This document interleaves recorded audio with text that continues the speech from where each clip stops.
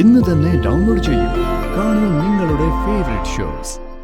ഇതിനിടയിൽ ആകെ ഒരു സമാധാനം പ്രിയങ്കയ്ക്ക് ഇപ്പൊ വരുണിനെ തിരിച്ചറിഞ്ഞൂടാന്നുള്ളതാ. അതുകൊണ്ട് എന്താ കാര്യം? ബലമായിട്ട് ഇറക്കി വിടുക എന്നല്ലാതെ മറ്റു മാർഗങ്ങളൊന്നും എനിക്ക് തോന്നുന്നില്ല. അത് ചെയ്യാമേ. വേണമെങ്കിൽ ആരെങ്കിലും സഹായത്തിന് വിളിക്കുകയും ചെയ്യാം. സുകുമാരിയമ്മയെ കണിമംഗലത്തിന്റെ പടി കയറ്റാതിരിക്കുന്നത് അത്ര ബുദ്ധിമുട്ടുള്ള കാര്യമൊന്നുമല്ല. പക്ഷെ അത് കഴിഞ്ഞ് അവരുണ്ടാക്കുന്ന പ്രശ്നങ്ങൾക്ക് നമ്മൾ തന്നെയല്ലേ ഉത്തരം പറയേണ്ടത്. പോലീസ് സ്റ്റേഷനിലോ കോടതിയിലോ പോയ എന്താവും സ്ഥിതി? വരുണിനെ വിളിപ്പിക്കും, അതിനു പുറകെ രാധികയും. ചോദ്യം ചെയ്യൽ വികൃതമായിരിക്കും. അതിനു പുറകെ ഇപ്പൊ ഈ മുട്ടിന് വാർത്ത കൊടുക്കുന്ന ടീംസ് ഉണ്ടല്ലോ, അവരും ഇറങ്ങിത്തിരിക്കും. മുമ്പ് ഓർമ്മയില്ലേ വരുണിനെയും രാധികയും കോടതിയിൽ ഹാജരാക്കിയ ദിവസം? അങ്ങനെ കുറെ വാർത്തകൾ അവരുണ്ടാക്കുകയും ചെയ്തു. അതിന്റെയൊക്കെ ബാക്കി ഉണ്ടാവും ഇനി.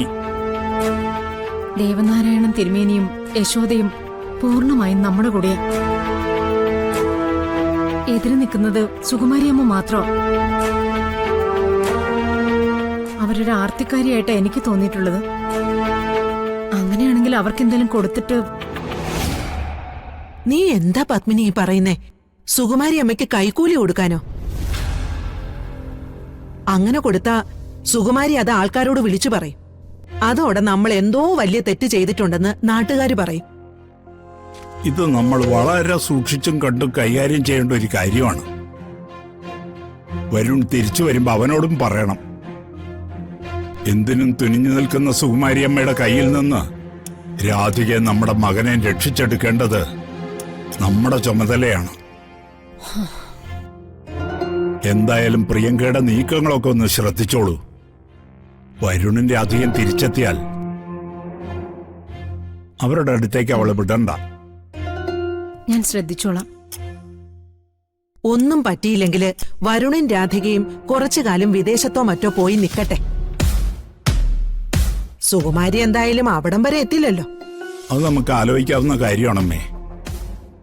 വരട്ടെ, എന്നിട്ട് തീരുമാനിക്കാം.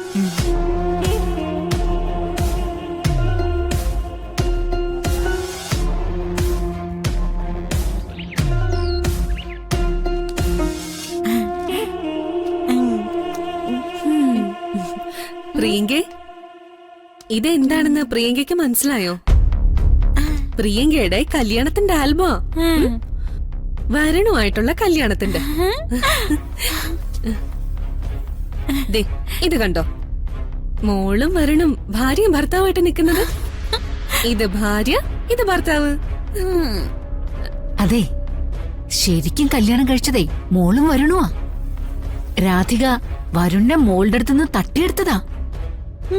എന്തിന്?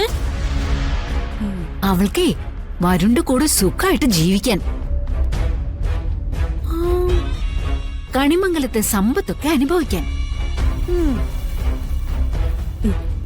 നോക്ക് പ്രിയങ്കേ, ഈ കാണുന്ന വീടും സ്വത്തും എല്ലാം പ്രിയങ്കയുടേതാ. പക്ഷെ ഒരു കാര്യമുണ്ട്, വരുണിന്റെ രാധികയ്ക്ക് വിട്ടുകൊടുക്കാൻ പാടില്ല.